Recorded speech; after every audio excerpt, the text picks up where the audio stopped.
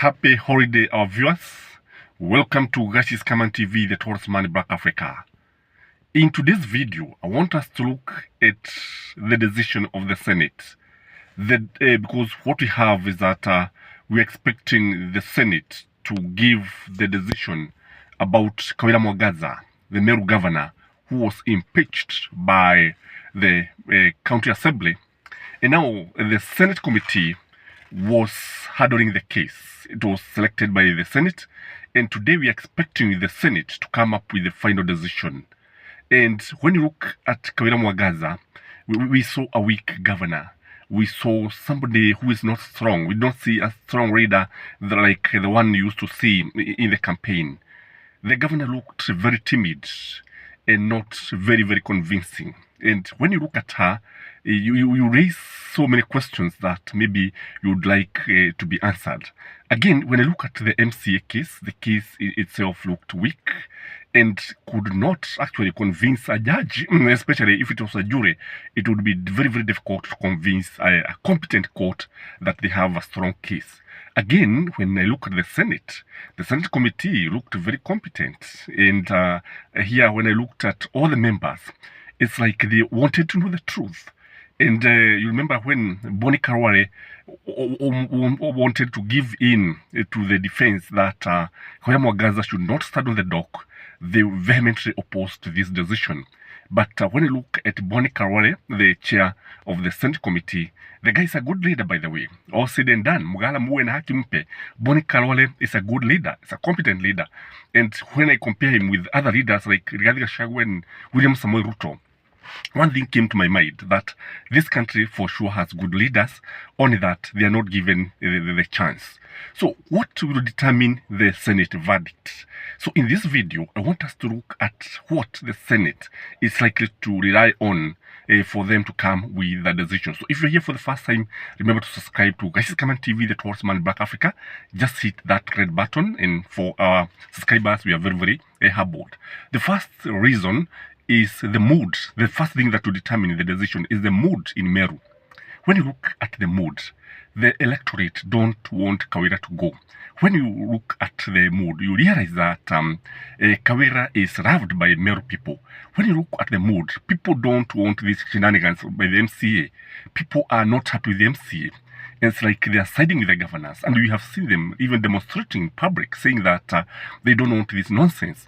So this is something that the Senate will consider, because normally if they go against the mood of the people on the ground, I think it is KAWIRA who is going to suffer. But if they go with what the mood is, again, I think KAWIRA will be the person to benefit. And again, the UDA is a party, because although KAWIRA is an independent candidate, she has been supporting William Samoei Ruto's government.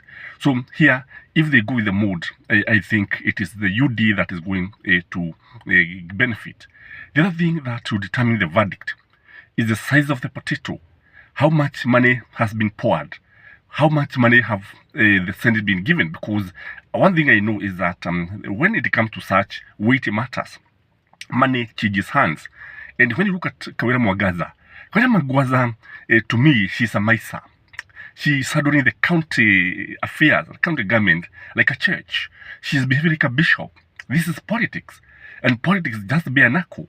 And when you look at her, she is not doing what is expected of her. So again, when I look at this, the size of the potato, I think KAWIRA is not likely to give money to the senators. She's not. Looking at it, the way she has been defending the money, the way she has been very stingy with the money, it tells you that this one is not working in her favor. And money is everything, by the way.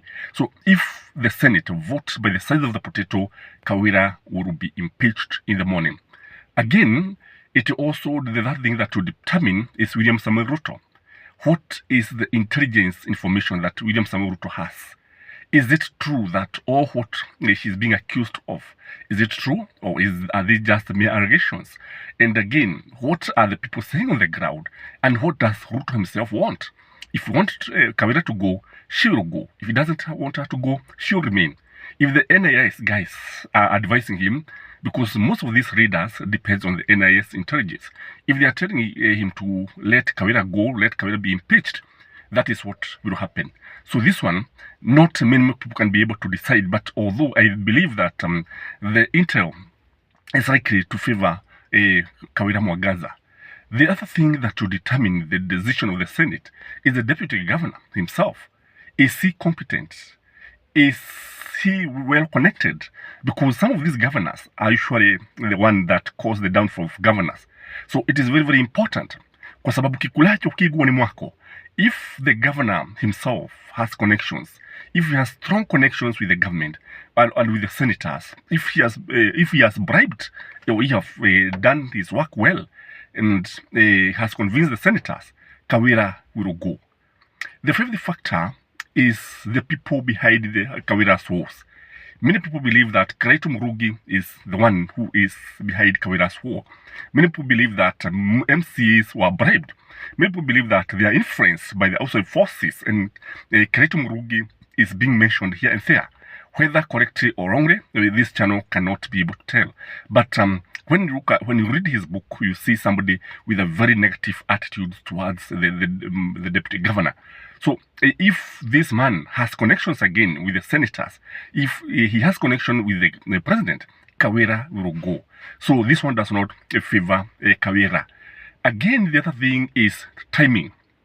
The timing that the Senate, the MCA brought the impeachment motion is wrong in my view. You know, timing is very, very important. As a political strategist and an analyst, I can tell you that you can make a move, but in the wrong time. This timing is wrong, and it is favoring KAWIRA MWANGAZA. And if this is the case, because that is why, you see, this is just 3 months into the office, he has not even settled down. So I think people believe, and the Senate itself believe, and the chairman himself alluded that when he was talking to KAWIRA, when he wanted him to take the dock to deny or agree with the charges, he talked about the timing, 3 months into the office, and they want you to go. So the timing is wrong in my view. And this is something that is going to work in favor of KAWIRA MWANGAZA. The other thing is the sympathy, usually and the empathy and the emotions that KAWIRA is going to elicit in Senate.